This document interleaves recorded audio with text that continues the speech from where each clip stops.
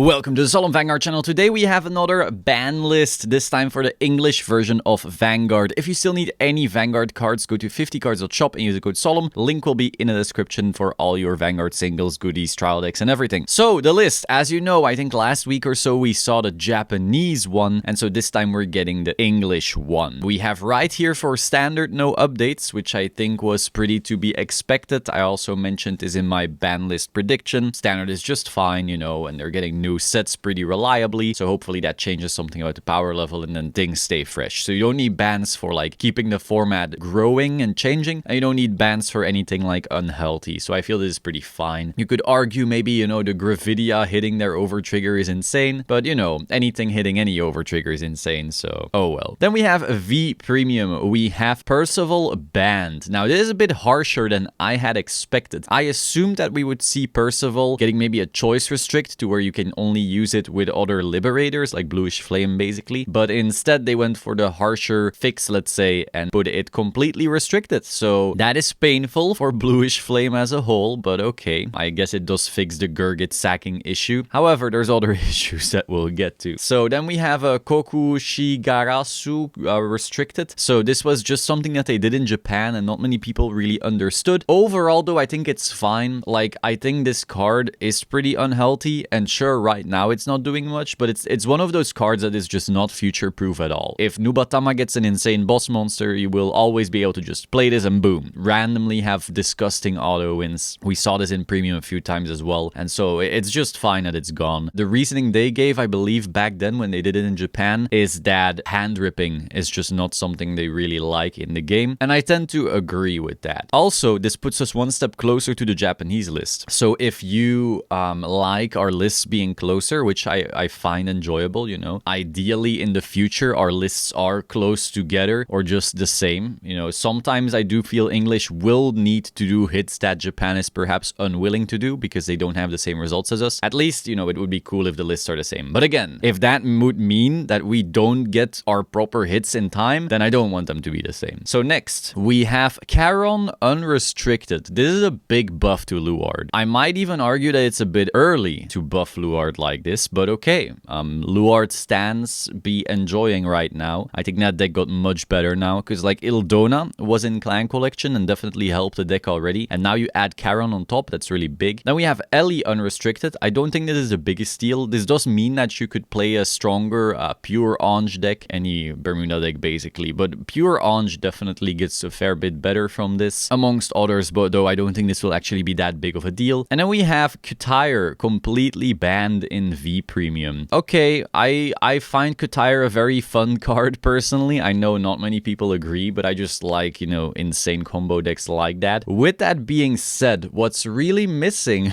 from this V Premium is Steam Maidens. If you are aware or unaware, every single top cut since BCS Germany and BCS Chicago has been Steam Maiden taking 5 out of top 8, 6 out of top 8. It is basically the undisputed best deck in the format. It's not even close.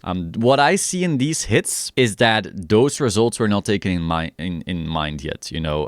In Georgia, Steam Maiden only had like 2 tops or so. It wasn't that represented either, but it did end up winning that event. But then in Chicago and Germany, it took a lot of tops. From what I heard in Chicago, it wasn't super represented. It just converted really well into top cut. In Germany, however, it was hyper represented. I think like 25% of the room was on Steam Maiden, because Germany was really hard to reach, and so most of the people there were like the top players that will travel anywhere and try hard and try to get to Worlds that way. So like I saw some of the best UK players, I saw some of the best German players, I saw some of the best Netherlands players, I saw some of the best France players. 25% representation in a normal tournament is super rare. That like almost never happens. And so beyond that, it also converted like crazy. 6 out of the top 8 were Steam Maiden. So this list just nerfed some things, buffed some things, but doesn't really address like the biggest issue in V right now, and that is that I feel that the format is a one deck format now. I would almost dare to say tier 0. It's not even almost, honestly. I think it's just tier 0. I do not see why you would play anything else at this point. I think the results speak for themselves. I personally got top 4 with Steam Maiden in BCS Germany as well, and the deck is just insane. I know that I mentioned in my ban list prediction video that I think turn-wide guard restricts should be hit, being Hope on Damp and Colossus, and that has its reasons. It is what it is. I'm not looking forward to this V format. That's all I'll say. And Colossus should probably be hit. But I also understand that you can't just go, you know, oh, here's a new set, people buy this deck, and then instantly nuke it. Even though it's too strong, maybe sometimes it's justified, like when it's really egregious, like when you had Luard within the main. At least here, though, it's a really easy fix. You just hit Colossus, and the deck will still be really good. No one will feel bad that they bought the deck, but it will no longer be disgusting. But yeah, so for now, V, not the greatest, not the greatest. The rest of the hits make sense, though. It's just that they are very based on previous data. Next, we have Premium. I'm so happy. Some people will still complain about this list, and I get that, but to me, the most important thing right here is that Odysseus is banned and MFD is banned. Now, I know people will say, oh, but this should have been, and this should have been, and this should have been. Sure. Premium overall has such a large card pool that very often there are answers to problems. Not always. You know, we've had our fair share of ridiculous formats like the Zazan bullshit, then we had Big Six, and now we had these. But overall, usually when there is an issue, there is still like solid counterplay and solid counters. These had no such thing. It was literally like, oh, you take your turn, you do your high roll, and it's just done. If you get the high roll, GG. So that is very important to me. I'm very glad these are dead. This is really good, and this was really fast as well. Because remember, Genovius just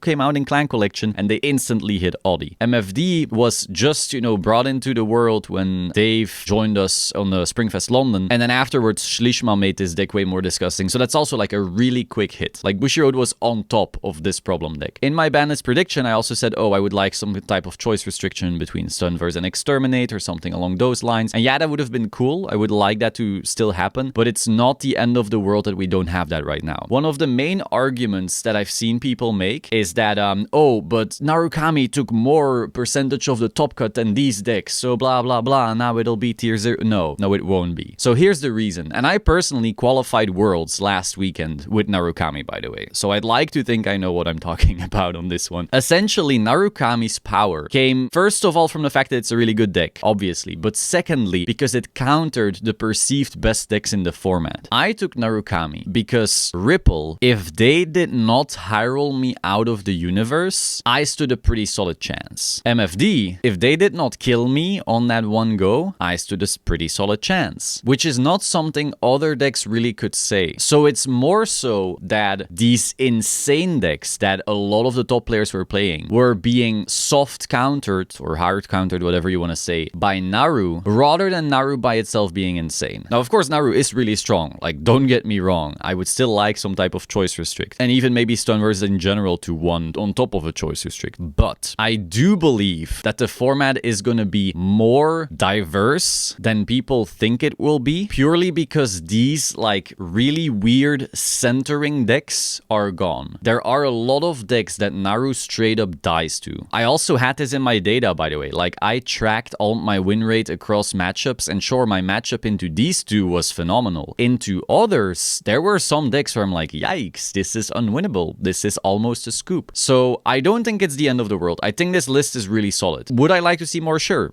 But I think that overall this is fine. Then we also have Nizar restricted, which I really like, because I was already considering like, damn, how am I gonna do some Nizar discard bullshit with the new restand card? And there was like just a lot of weird support coming out for this deck. We were really gonna have a format where you could just hand rip 12 cards from your opponent and call it a day. So for that reason, Nizar being banned, that's really solid. And then Ruination to 1 across everything. So rather than just Mega Colony, which we had before, it will now just be to 1 in general, which I really like, because it is obviously not very future-proof. Obviously, its strength right now came from like the combination with Gridora, but I do see like, oh, maybe in the future there's some other clan in the Stoichea nation that can abuse this, and then we have to re-hit the issue. So this is just, you know, more future-proofing. Overall, a fan. Of course, I would like to see over triggers banned as well. I think it is still awful for PR for the game that they are alive in the competitive scene. I wouldn't even mind if they just changed the fighters rules to where every tier, like higher tier event basically has them banned, and then locals can still have them. Obviously, no one likes them, but at least it would keep the shops happy, because it is something I saw on Twitter, someone say like, yeah, but the Japanese shops may not like it that they, you know, bought this stock and then blah blah blah. Like, okay, sure, a lot of people don't even attend major events, so just, you know, ban them for majors and keep them for shops. Even though, again, I would like them to just be gone.